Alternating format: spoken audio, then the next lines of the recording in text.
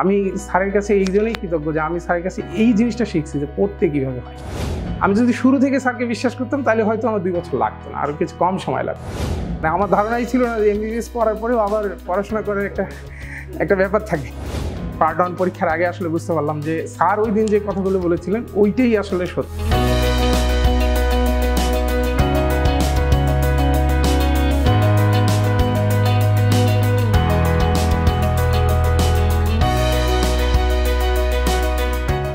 আমি ডাক্তার পার্থ সারথী সরকার। আমি circle medical college থেকে আমার গ্রাজুয়েশন কমপ্লিট করেছি। গত বছর আগস্টের ডায়েটে পার্ট 1 পাস করেছি, এবার সেপ্টেম্বরের ডায়েটে পার্ট 2 পাস করলাম। আমি পার্ট 1-এর সময় অনেক কথাই বলেছি, তো সেগুলো হয়তো হারিয়ে গিয়েছে।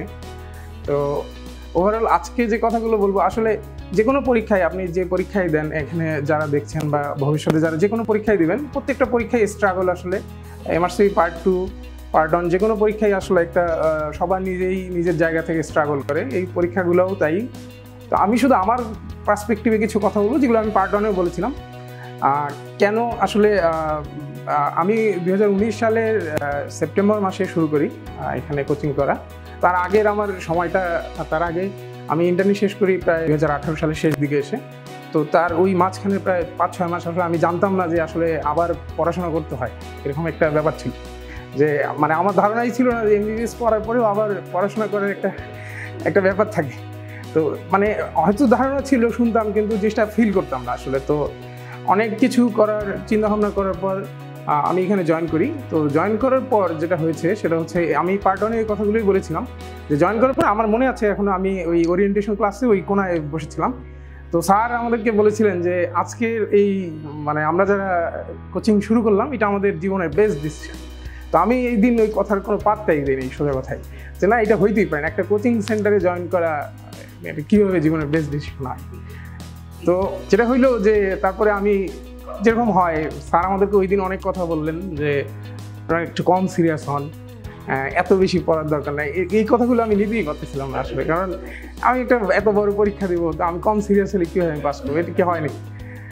তো আলটিমেটলি যেটা হইলো যে পরে আমি বুঝতে পারলাম যে পার্ট 1 পরীক্ষার আগে আসলে বুঝতে পারলাম যে স্যার ওই দিন যে কথাগুলো বলেছিলেন ওইটাই আসলে সঠিক। আমি বলতে চাই যে আমি 2019 সালের সেপ্টেম্বর মাসে এখানে জয়েন করি। তো তার মাঝখানে প্রায় অলমোস্ট 2 বছর আমার লেগে গেছে পার্ট 1 পাস করতে। আমি যদি শুরু থেকে স্যারকে বিশ্বাস করতাম তাহলে হয়তো আমার 2 বছর লাগতো না, আরও কিছু কম সময় লাগতো। তো যাই হোক, এটা নিয়ে আমি রিগ্রেট করি না। তবে আমি এখন যে কথাটা বলতে চাই সবাইকে, যে আপনারা অনেকেই অনেক ধরনের কথাবার্তা শুনবেন। আমি শুধু একটা কথাই বলতে চাই, স্যার আমাদেরকে যখন স্যার নিজের কথা বলেছিলেন যে উনি 7 দিন পরে এফসিবিএস পার্ট 1 পাস করছেন।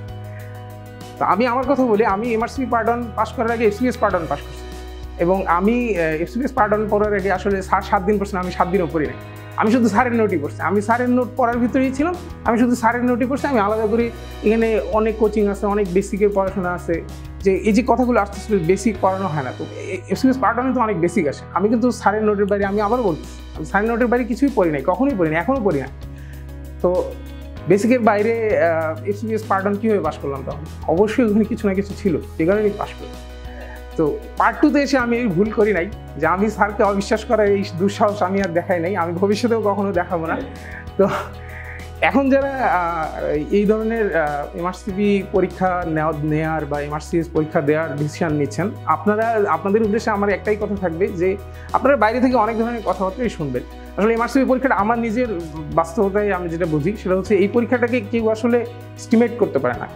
আইদার কেউ আন্ডার এস্টিমেট করে পরীক্ষাটাকে, অথবা কেউ ওভার এস্টিমেট করে, মনে করি যে পরীক্ষাটা অনেক কঠিন, আবার আমি মনে করি যে অনেক সোজা, আমি 2 মাস পড়লেই পাবো।